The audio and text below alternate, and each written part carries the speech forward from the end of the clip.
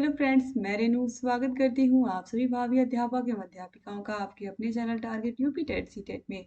दोस्तों, आज की ये जो पूरी की पूरी आपकी क्लास है, ये आपके विज्ञान विषय के यहाँ पर हम मॉडल पेपर को लेकर के आए हैं और बहुत ही अच्छे से ये सारे के सारे क्वेश्चंस को हम करने वाले हैं।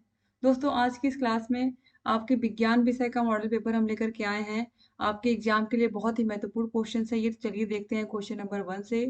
क्वेश्चन नंबर 1 है, निम्नलिखित में एसिटिलीन का रासायनिक सूत्र क्या है? एसिटिलीन का दोस्तों हम सभी को पता है, जो मेथेन है उसका CH4 होता है। ठीक है। इसके अलावा जो एथेन है उसका C2H6 होता है। एथिलीन का C2H4 होता है। तो बचा कौन? Option D, acetylene. यानी कि कार्बन और कार्बन के बीच में ट्रिपल बॉन्ड होता है एसिटिलीन में। तो कुछ इस तरीके से इसका सूत्र होता है। आगे बढ़ेंगे। क्वेश्चन नंबर 2 है, जब वस्तु अवतल दर्पण के मुख्य फोकस एवं वक्रता केंद्र के मध्य रखी हो तो प्रतिबिंब कहाँ बनेगा? जब वस्तु अवतल दर्पण के मुख्य फोकस और वक्रता केंद्र के बीच में रखी होती है तो उसका प्रतिबिंब, उसका इमेज कहाँ बनता है, हमें ये बताना है। तो फ्रेंड्स, जब वस्तु मुख्य फोकस और वक्रता केंद्र के बीच रखी होती है तो उसका जो प्रतिबिंब है वो उल्टा, वास्तविक और वस्तु से छोटा बनता है। तो ऑप्शन सी यहाँ पर राइट आंसर हो जाएगा। क्वेश्चन नंबर 3 है, हरित लवक रहित पौधों का समूह है शैवाल, कवक, अनावृत बीजी या फिर उपयुक्त सभी। तो फ्रेंड्स, राइट आंसर हो जाएगा अनावृत बीजी, ऑप्शन सी सही हो जाएगा। क्वेश्चन नंबर 4 पे आते हैं, किसी वस्तु द्वारा प्रति सेकंड किए गए कंपनों की संख्या को क्या कहते हैं? आवर्तकाल, आयाम, आवृत्ति या इनमें से कोई नहीं। तो प्रति सेकंड किए गए कंपनों की संख्या को ही हम क्या कहते हैं? आवृत्ति कहते हैं। ऑप्शन सी यहाँ पर राइट आंसर हो जाएगा। इसके बाद क्वेश्चन नंबर 5 पे आते हैं, वायु दाब आरोपित करती है केवल ऊपर की ओर, केवल नीचे की दिशा में, चारों दिशाओं में या किसी दिशा में नहीं। Friends, right answer option C है, चारों दिशाओं में। चारों दिशाओं में जो वायु है वो दाब आरोपित करती है। इसके बाद आगे बढ़ते हैं, यहाँ से अति लघु उत्तरीय प्रश्न स्टार्ट है। अति लघु उत्तरीय प्रश्नों में क्वेश्चन नंबर 6, यहाँ पर आप देखिए, कोल गैस क्या होती है? कोल गैस किसे कहते हैं? तो कोल गैस कोयले के भंजक आसवन द्वारा बनाई जाती है, जिसमें 45% hydrogen, 35% methane, 8% carbon monoxide, 4% hydrocarbon, 2% nitrogen, 6% carbon dioxide और आदि गैसों का मिश्रण होता है। इसके बाद आगे बढ़ते हैं। क्वेश्चन नंबर 7 है, रेल की दो पटरियों के बीच में थोड़ी सी जगह क्यों छोड़ दी जाती है? तो फ्रेंड्स, जो रेल की दो पटरियां होती हैं उनके बीच में जगह इसलिए छोड़ दी जाती है क्योंकि जो लोहा होता है, लोहे से ही पटरियां बनी होती हैं। तो लोहा गर्मी में फैलता है, क्योंकि जो पटरियां होती हैं वो खुले में ही बनी होती हैं। तो गर्मी में लोहा फैलता है, तो अगर थोड़ी सी जगह बीच में नहीं छोड़ी जाएगी फैलने के लिए तो जो पटरियां हैं वो टेढ़ी हो जाएंगी और ट्रेन का एक्सीडेंट होने का खतरा रहेगा या पटरी पर से उतरने का खतरा रहेगा। तो इसीलिए बहुत ज़रूरी होता है कि उनके बीच में थोड़ी सी जगह छोड़ दी जाती है। रेल की दो पटरियों के बीच में थोड़ा सा स्थान छोड़ दिया जाता है, क्योंकि रेल की पटरियां लोहे की बनाई जाती हैं। लोहा गर्मियों के मौसम में ताप से फैलता है और सर्दियों में ठंडक से सिकुड़ता है। यदि पटरियों को आपस में मिलाकर थोड़ा जोड़ा जाए तो गर्मियों के मौसम में लोहे के फैलने के कारण पटरियों के टूटने या टेढ़े मेढ़े होने की संभावना रहती है और इस कारण रेल की पटरियों के बीच में खाली जगह छोड़ दी जाती है। क्वेश्चन नंबर 8 है, आयाम से क्या अभिप्राय है? तो कंपन करने वाली वस्तु अपनी मध्यमान स्थिति से किसी और जितनी अधिक से अधिक दूरी तय करती है वह उस वस्तु के कंपन का आयाम कहलाती है। यानी कि अधिक से अधिक कितनी दूरी तय करती है कोई भी वस्तु, जैसे कि ये पेंडुलम है, ये कितना अधिक से अधिक ऊपर जा रहा है, ये जो हाईएस्ट ऊंचाई है इसकी, यही क्या है? आयाम है। इसके बाद क्वेश्चन नंबर 9 है, सूर्य ग्रहण क्या होता है, कैसे होता है? तो जो सूर्य ग्रहण है, देखिए, जब सूर्य और पृथ्वी के बीच में चंद्रमा आ जाता है तो चंद्रमा के पीछे सूर्य का बिंब कुछ समय के लिए ढक जाता है। इसी घटना को सूर्य ग्रहण कहा जाता है। पृथ्वी सूरज की परिक्रमा करती है तथा चंद्रमा पृथ्वी की। कभी कभी चंद्रमा सूरज एवं पृथ्वी के बीच में आ जाता है, फिर वह सूर्य की संपूर्ण व कुछ प्रकाश को रोक लेता है, जिससे धरती पर अंधेरा फैल जाता है और इसी कारण सूर्य ग्रहण होता है। इसके बाद क्वेश्चन नंबर 10 है, प्रकुंचन दाब क्या है? हृदय में निलय प्रकुंचन के दौरान धमनियों के अंदर का दाब प्रकुंचन दाब तथा निलय अनुशिथिलन के दौरान धमनी के अंदर का दाब अनुशिथिलन दाब कहलाता है। सामान्य प्रकुंचन दाब 120 मिलीमीटर पारा तथा अनुशिथिलन दाब 80 मिलीमीटर पारे के बराबर होता है। क्वेश्चन नंबर 11 है, मानव कान की सीमा के बीच की आवृत्ति की ध्वनियों को सुन सकता है। तो मनुष्यों द्वारा 20 हर्ट्ज से लेकर के 20 किलो हर्ट्ज तक की ध्वनि के आवृत्ति के कंपनों को सुना जा सकता है, यानी कि 20 से लेकर के 20,000 हर्ट्ज तक की ध्वनियों को हम सुन सकते हैं, मानव कान सुन सकता है। क्वेश्चन नंबर 12 है, यहाँ से लघु उत्तरीय प्रश्न स्टार्ट है। देखिए, पर्यावरण संरक्षण से क्या अभिप्राय है? अपने स्तर से आप पर्यावरण को कैसे संरक्षित रखेंगे? तो पर्यावरण संरक्षण देखिए, हम सभी को पता है कि जो पेड़ पौधे हैं उनको बचाना, पेड़ पौधों को कम काटना, जितना हो सके अधिक से अधिक पेड़ पौधों को लगाना, ये एक तरीके से पर्यावरण संरक्षण के अंतर्गत आता है। वृक्ष तथा वनस्पतियों का मानव जीवन में अत्यधिक महत्व है। यह मानव जीवन का आधार है, परंतु आज मानव इनके इस महत्व वह उपयोग को न समझते हुए उनकी उपेक्षा कर रहा है। गौण लाभों को महत्व देते हुए इनका लगातार दोहन करता चला जा रहा है। प्राणी अपने जीवन हेतु वनस्पति जगत पर आश्रित है। मनुष्य हवा में उपस्थित ऑक्सीजन को श्वास द्वारा ग्रहण करके जीवित रहता है। तो देखिए, पर्यावरण को संरक्षित रखने के लिए हम क्या क्या उपाय कर सकते हैं? तो पहला है, कम क्लोरोफ्लोरोकार्बन गैस छोड़ने वाली एयर कंडीशनर तथा अन्य शीतलन उपकरणों का निर्माण किया जाना चाहिए। ध्वनि प्रदूषण कम करने के लिए मनोरंजन के साधनों का प्रयोग कम आवाज में किया जाना चाहिए। पेट्रोल व डीजल वाहनों का परित्याग कर सीएनजी वाहनों का उपयोग किया जाना चाहिए। जनसंख्या ही पर्यावरण असंतुलन का मूल कारण है, अतः इसकी वृद्धि पर नियंत्रण रखना चाहिए।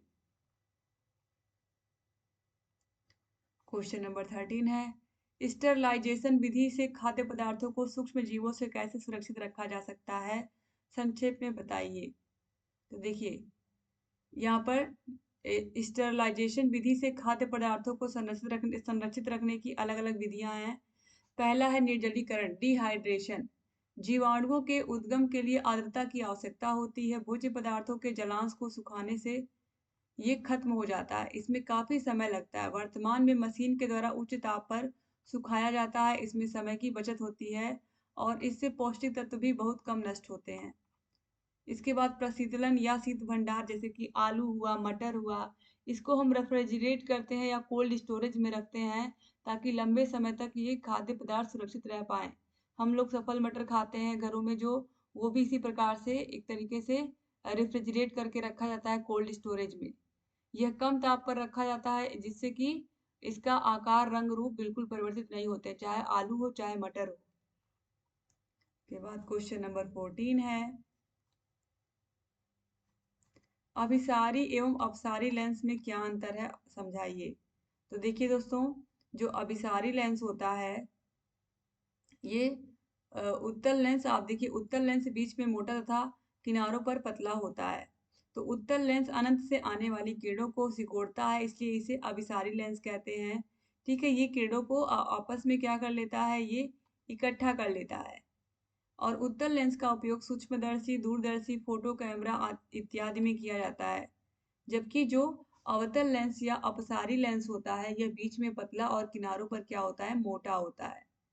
ठीक है, अवतल लेंस अनंत से आने वाली किरणों को फैला देता है, क्या करता है, फैला देता है ये किरणों को, और इसे अपसारी लेंस भी कहते हैं। अवतल लेंस का उपयोग चश्मे, गैलीलियो के दूरदर्शी में किया जाता है। क्वेश्चन नंबर 15 है, खाद्य पदार्थों या धातुओं के संक्षारण हेतु अपनाई जाने वाली विभिन्न विधियों को संक्षेप में बताइए। तो देखिए, संक्षारण किसी भी धात्विक उत्पाद के उत्पादन में प्रयुक्त धातु की वायु या नमी की उपस्थिति में रासायनिक क्रिया के फलस्वरूप धीरे धीरे धातु का होने लगता है और इस प्रक्रिया को संक्षारण कहते हैं। संक्षारण से धातुओं की संपीड़न तथा तनन क्षमता धीरे धीरे नष्ट हो जाती है। जैसे तांबे की सतह पर हरी परत का बनना, जो धात्विक क्षेत्रफल पानी के संपर्क में अधिक रहता है उस पर जल्दी जंग लगती है, यह लाल पपड़ी के समान होती है। धात्विक संक्षारण वायु में उपस्थित गैसें oxygen, carbon dioxide, sulphur dioxide तथा हाइड्रोजन सल्फाइड जैसी गैसों के संपर्क में आने के कारण तथा नमी या जल के संपर्क में आने के कारण होता है। अब धातुओं के संक्षारण की विधियां कौन कौन सी हैं, तो देखिए ये धातु के प्रकृति पर निर्भर करती है, जैसे कि एल्यूमिनियम और स्टील में सामान्यतः संक्षारण नहीं होता है। सुरक्षा लेपन का उपयोग करके धातुओं में होने वाले संक्षारण को नियंत्रित किया जा सकता है, जैसे कि लोहा है, लोहे को जंग लगने से बचाने के लिए हम क्या करते हैं, उस पर पेंट लगा देते हैं।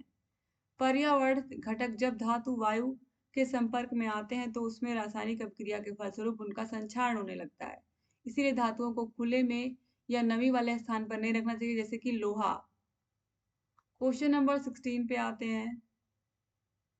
अनुकूलन किसे कहते हैं? जलीय एवं मरुस्थलीय अनुकूलन को संक्षेप में उदाहरण से ही समझाइए। तो अनुकूलन, एडाप्टेशन, अनुकूलन वह स्थिति या गुण होता है जो किसी पौधे या जंतु को किसी विशेष जगह या निवास स्थान में रहने के योग्य बनाता है। अतः अनुकूलन किसी पौधे या जंतु का वह विशेष गुण होता है जिसके माध्यम से वे किसी वातावरणीय परिवर्तन के अनुसार स्वयं को समायोजित कर लेते हैं। प्रत्येक जीव एक अद्वितीय पारिस्थितिकी तंत्र में रहता है जो उसका प्राकृतिक आवास होता है। यह वह स्थान होता है जहाँ जंतुओं की मूलभूत आवश्यकताएं पूरी होती हैं। अतः सभी जीव जीवित रहने के लिए अपने आवास के अनुकूल हो जाते हैं। जलीय तथा मरुस्थलीय अनुकूलन भी अलग अलग वातावरण के अनुसार भिन्न भिन्न रूप में दृष्टिगत होता है। जैसे मरुस्थलीय पौधे जलीय तथा पहाड़ी पौधों से अलग होते हैं, क्योंकि प्रत्येक प्रकार का पौधा एक अलग वातावरण में अलग प्रकार से विकसित होता है। इसके बाद क्वेश्चन नंबर 17 है, कार्बनिक रसायन का क्या अभिप्राय है? कार्बनिक यौगिकों में श्रृंखलन की विशेषता को उदाहरण से ही समझाइए। तो कार्बनिक रसायन, रसायन विज्ञान की वह शाखा जिसमें कार्बन के यौगिकों का अध्ययन किया जाता है कार्बनिक रसायन कहलाती है।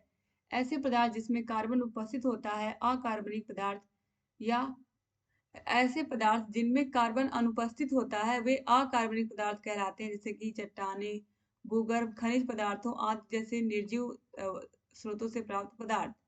कार्बन एक कार्बनिक पदार्थ है। सभी कार्बनिक यौगिकों में कार्बन तत्व उपस्थित रहता है। कार्बन तत्व को C अक्षर से प्रदर्शित किया जाता है। यह एक अधातु है।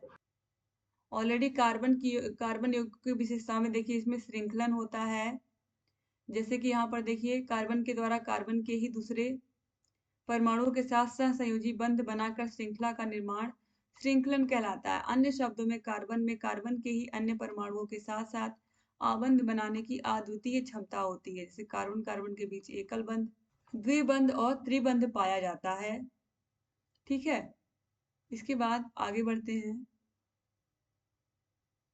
क्वेश्चन नंबर 18 है, एक प्रारूपिक पुष्प का चित्र बनाकर उसे लेबल कीजिए। अक्सर दोस्तों पुष्प का नामांकित चित्र पूछ लेता है। पुष्प के अंगों के बारे में आपको लिखना होता है। पुष्प का तना, ये पुष्प का आधार, ये बाह्य दल है जिस पर ये टिका होता है, फिर कार्पेल है यहाँ पर, ये बीच में ये पुंकेसर आपको दिख रहा है, मेल पार्ट है, ये स्त्री केसर यहाँ पर देखिए पंखुड़ियां बनी हुई है ये। ठीक है, तो ये स्त्री केसर, पुंकेसर, ये सब आपको याद होने चाहिए। एक प्रारूपिक पुष्प का चित्र यहाँ पर आपको दिख रहा, बहुत ही आसानी से अगर ये चित्र एग्जाम में आता है तो आप बना सकते हो।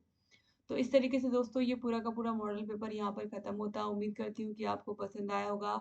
आपको सारे विषयों के क्लासेस की लिंक, इसके अलावा सारे विषयों के सॉल्यूशन की लिंक डिस्क्रिप्शन बॉक्स और कमेंट बॉक्स में मिल जाएगी, तो आप जा करके देख सकते हैं दोस्तों।